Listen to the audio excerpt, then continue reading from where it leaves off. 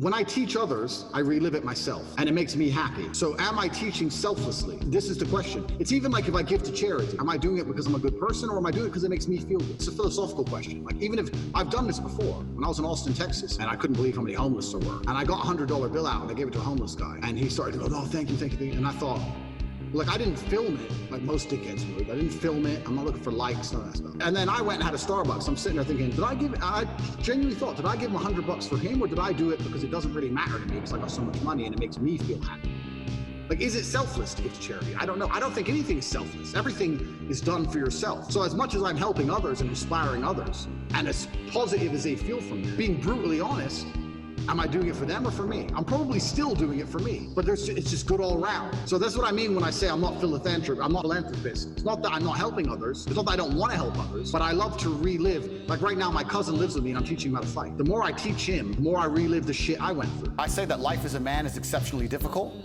I say the most beautiful and the most terrifying thing about being a man is you're born without value. Society doesn't care about you. You're only going to be cared about based on how useful you are. You have the chance to build yourself up and become a superhero if you're prepared to do the hard work and be indefatigable enough to never quit. But if you're going to stand around and wait for a handout, nobody's going to ever respect you. And I think that a lot of people have forgotten about how difficult and how competitive it is as a man. We're always in constant competition with each other. And it's your duty as a man to stand up and say, I want to be as important and strong and good-hearted and God-fearing as possible, and I need to work hard to achieve those things. You can either A, sacrifice temporary fun for permanent dreams, or sacrifice your permanent dreams for temporary fun. And the reality is a lot of you guys are willing to sacrifice your permanent dreams for some temporary fun. Yeah. And that temporary fun is never gonna get you fucking anywhere. Because I'll tell you this, going to the club, partying, drinking, popping bottles, are those people gonna be there 10 years from now when you're a fucking brokey wondering what the fuck you did in the years that you were supposed to be productive? Let me tell you something, they won't fucking be there. You won't even remember them. You might have them in your phone log somewhere, but you won't even know who the fuck they are at that point. Your party buddies and shit like that, they won't be around 10 years from now. Yeah. So you gotta ask yourself, since they're not gonna be around, you're gonna have yourself. Do you wanna be able to look at that person in the mirror and be like, damn, I wasted all that time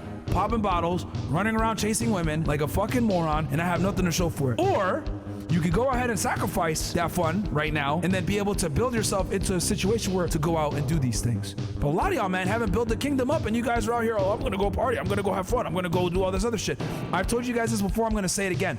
I thank God that I sacrificed my 20s, being a Division I athlete, not doing dumb shit, never taking a drug in my life, not drinking, not doing all that stupid shit. It taught me through the rudimentary basics of masculinity, which is what? Sacrifice, discipline, getting shit done regardless of how I feel. All these sentiments are things that you need to become successful in other endeavors in life. That's where masculine happiness comes from, because I think men are happy when they feel respected. And you're gonna respect yourself if you look around and you have things other people don't have. I don't want to be called arrogant.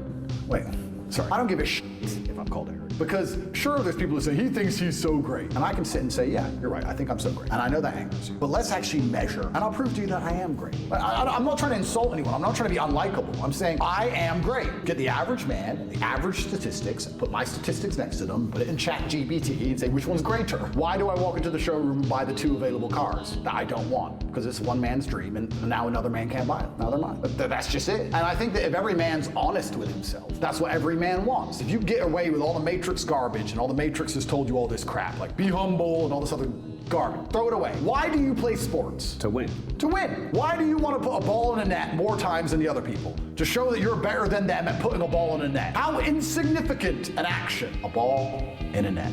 Who cares? You were conditioned to be more feminine. You heard those tests. They said to you, sit still, don't be adventurous, don't be boisterous, don't be masculine, and you listened. We can't go back in time now. What we can do is vow to become strong today. Set it as a goal, like a mission, a chapter of yours, to cultivate more masculine energy. Dame Sheila Hancock says we've become too over-emotional as a society, crying too much about everything. Has she got a point? She's completely right. And the dangerous thing about overly emotional men is that they're dangerous. They're genuinely dangerous. This is what's crazy. All these people who talk about toxic masculinity and how bad it is for men to be traditionally masculine. A traditionally masculine man does things he doesn't feel like doing because it is his duty to do them. He charges into the building because it is his duty, not because he feels like it, because it is his duty. We're now teaching the new generation of men that they don't have duty and they can just act on their feelings and act how they feel, and they don't have to act as a man should. Do you know what happens when you get men who just act how they feel? You get school shooters, you get violence, you get rapists. Men who do not control their emotions are dangerous. If you find a man who is stoic, he's not gonna hurt people. He's gonna sit and think about his actions very carefully, and he's gonna be a good man who protects and provides for his family. You find a man who just acts out on impulse and does whatever he feels like, you're gonna find a dangerous man. Sitting here telling men to cry more and act with their feelings, and it's okay to feel this way, that way, etc., and have no self-control. That is why we have the problems we have in the world. Absolutely and utterly wrong. So when they talk about toxic masculinity, they have it completely inverse, on its head, completely and utterly wrong. We need to be teaching stoicism. We need to be teaching young men to understand that the world is very, very difficult. It's hard to be a man. You're gonna feel bad sometimes. You just suck it up and perform anyway. Not to sit there and cry your eyes out. It's hard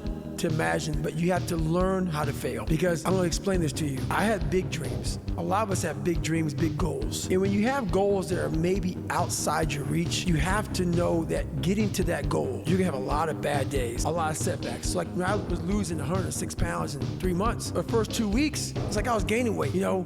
I would lose a pound, gain 2. So I was just failing. I kept failing and kept failing and kept failing. So I had to teach myself how to fail right. And what that means is when I fail, I can't spend much time in that fail zone. I have to be able to get up and get after the next day just as fast. I don't have time to stay here and feel bad for myself for weeks and months and years, because I'll lose that time. I don't think I ever fought out of pleasure. I fought because in my 20s, I had a raging fire inside of me that I couldn't find a way to channel into anything other than professional fighting to make sure that I lived a peaceful, happy life within the confines of the law.